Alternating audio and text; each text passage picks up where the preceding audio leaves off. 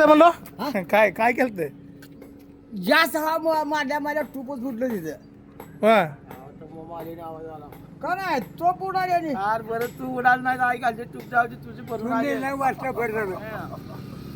उडाला असू वाटोर खाली बोला आले तर आज सुट्टी आहे आई आज तेवढी येते होय.